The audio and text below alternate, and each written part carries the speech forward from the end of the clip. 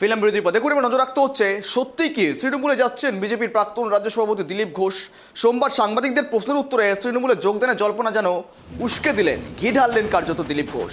21শে জুলাইয়ের পর সব উত্তর পেয়ে যাবেন মন্তব্য করছেন দিলীপ ঘোষ। 21শে জুলাই ধর্মতলায় তৃণমূলের শহীদ দিবসের সমাবেশে রয়েছে, আর তৃণমূলে যাবেন কিনা তা নিয়ে খোলসা কিছু করলেন না দিলীপ ঘোষ। হেয়ালি করে রেখেই জবাব দিলেন, তাকে ঘিরে জল্পনা কোনো মতেই কমছে না। তৃণমূলের শহীদ দিবস পালনের দিন যত এগিয়ে আসছে ততই তার দল তৃণমূলে যোগদানের সম্ভাবনা কিন্তু নিয়ে জল্পনা রীতিমতো বাড়ছে। অর্থাৎ যখন সাংবাদিকরা প্রশ্ন করেন 21শে জুলাইয়ের মঞ্চে কি আপনাকে দেখা যাবে, তখন তিনি বলছেন কোনো না কোনো মঞ্চে নিশ্চয়ই দেখা যাবে। তৃণমূলে যোগদানের জল্পনা উস্কে দিচ্ছেন বিজেপি নেতা, বিজেপি প্রাক্তন রাজ্য সভাপতি দিলীপ ঘোষ। সাংবাদিকদের প্রশ্নের উত্তর দিলীপের একেবারেই সেই জল্পনাকে উস্কে দিলেন, ঘি ঢাললেন জল্পনায় বিজেপি নেতা দিলীপ ঘোষ। কোনো না কোনো মঞ্চে দেখা যাবে নিশ্চয়ই, এমনটাই মন্তব্য করছেন দিলীপ। 21শে জুলাইয়ের মঞ্চে দেখা যাবে দিলীপকে, প্রশ্নবোধক বিষয়, আর সেখানে রীতিমতো কিন্তু দিলীপ ঘোষ কোথাও একটা জল্পনা উস্কে দিলেন। এ সমস্ত বিষয়ে আমাদের সঙ্গে ইতিমধ্যে জুড়ে রয়েছেন বিজেপি নেত্রী কেয়া ঘোষ। কেয়াদি, স্বাগত আপনাকে টাইপ টিভি বাংলায়। দেখুন, তৃণমূলে যোগদানের জল্পনা ধীরে ধীরে যেন কোথাও উস্কে যাচ্ছে দিলীপ ঘোষের, আর সেখানেই সাংবাদিকদের উত্তর দিলীপবাবু বলছেন কোনো না কোনো মঞ্চে নিশ্চয়ই দেখা যাবে, 21শে জুলাইয়ের পর সমস্তটাই স্পষ্ট হয়ে যাবে। কি বলবেন? এটা মনে হয় দিলীপ দাকে জিজ্ঞেস করলে ভালো হয় উত্তরটা। আমরা বারে বারে বলেছি দিলীপ দা আমাদের ক্যাপ্টেন ছিলেন, যিনি দুবারের আমাদের রাজ্য সভাপতি, তিনি আমাদের দলের অবিচ্ছেদ্য অংশ, সেটা বলেছি। আমাদের নতুন নবনির্বাচিত সভাপতি মাননীয় শ্রী শ্রমিক ভট্টাচার্য এই কথা বলেছেন।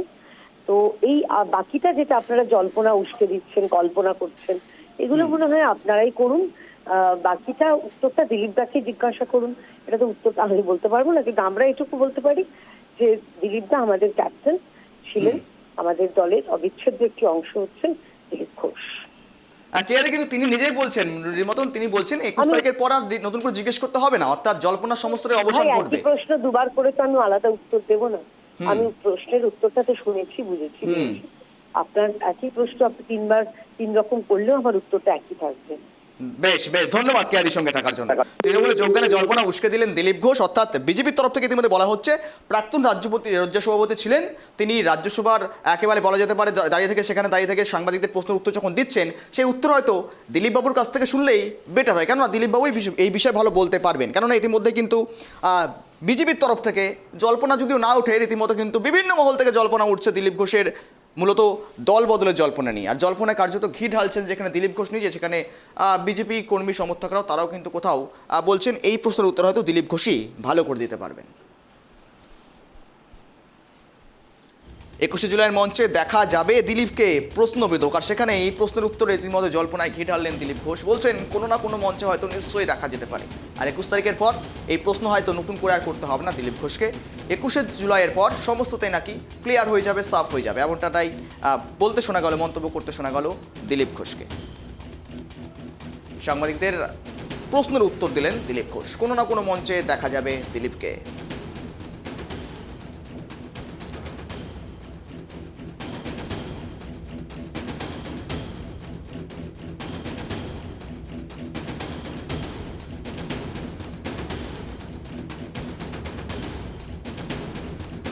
যোগদানের জল্পনা উস্কে দিলেন দিলীপ ঘোষ, ঘি ঢাললেন কার্যত। 21শে জুলাইয়ের মঞ্চে দেখা যাবে কিনা দিলীপকে, এই প্রশ্নের উত্তরে দিলীপবাবু বললেন রীতিমতো 21 তারিখের পর সমস্ত জল্পনার অবসান ঘটবে। এ সমস্ত বিষয়ে আমাদের সঙ্গে জুড়ে রয়েছেন ইন্দ্রজিৎ মজুমদার, তৃণমূল নেতা। ইন্দ্রজিৎ দা, আপনাকে স্বাগত টাইপ টিভি বাংলায়। দেখুন, 21শে জুলাই মঞ্চে দেখা যাবে কিনা দিলীপ ঘোষকে, এ তো প্রশ্নবোধক বিষয়। দিলীপবাবুকে এই প্রশ্ন জিজ্ঞেস করলে বলা হয় কোনো না কোনো মঞ্চে নিশ্চয়ই দেখা যাবে, 21 তারিখের পর জল্পনার অবসান। অর্থাৎ আপনাদের তৃণমূলের তরফ থেকে কি রিয়াকশন, মূলত কোন বার্তা দিতে চাইছেন দিলীপ ঘোষ? বার্তা দিচ্ছে সেটা তো আমার জানা নেই, এবং তিনি অন্তর্যামী হিসেবে যেটা বলছেন সেটা আগামী দিনে জানা যাবে, 21শে জুলাই দিন জানা যাবে। এবার মূলত 21শে জুলাই কেন্দ্রবিন্দু যেটা, সেটা আমাদের হচ্ছে যারা এই শহীদ দিবস, 21শে জুলাইটা তো আর এটা উৎসব দিন নয়, এটা হচ্ছে শহীদদেরকে আমরা সেদিন শ্রদ্ধা জানাই, তাদেরকে মাল্যদান করি তাদের এতে। সুতরাং সেই সকল শহীদদের জন্য আজকে যে আমরা রাজ্য সরকারের ক্ষমতায় এসেছি তাদেরকে আমরা স্মরণ করি, এবং আমরা সেইটা প্রথম দিন থেকে স্মরণ করি যেদিন এই 21শে জুলাই এর মর্মান্তিক ঘটনা আমাদের মহাকরণের সামনে ঘটেছিল, এবং এটাই তার বৈশিষ্ট্য। 21শে জুলাইটা আমরা শহীদদেরকে তাদেরকে শ্রদ্ধা ইন্দ্রজিৎ তো জানাই। অবশ্যই এটাই 21শে আমাদের জুলাইয়ের উচিত। মঞ্চ রীতিমতো শহীদ কিন্তু স্মরণ, এর সঙ্গে সেখানে দিলীপ ঘোষ- অনেক ইস্যু রয়েছে, কিন্তু দেখুন এখানে দিলীপ বাবু এখন যোগদান করছেন কি করছেন না এই বিষয়ে আপনাদের এখনো পর্যন্ত কোনো রকম ইঙ্গিত বা কোনো রকম বার্তা নেই, তাই তো? অবশ্যই এখনো পর্যন্ত যতদূর আমরা জানি সেই রকম ভাবে এটাও উচ্চতন নেতৃত্ব যারা আছে হুম তারাই জানেন, আমাদের পক্ষে তো এটা জানা সম্ভব নয়। হুম কিন্তু আমি এটা ঠিক বলতে পারবো না আদতেও তিনি জয়েন করবেন কি করবেন না, সেটা আগামী দিনে ভবিষ্যৎ বলবে এবং 21শে জুলাই দিনই দেখা যাবে। একদম, বেশ ধন্যবাদ নিয়োজিতার সঙ্গে থাকার জন্য।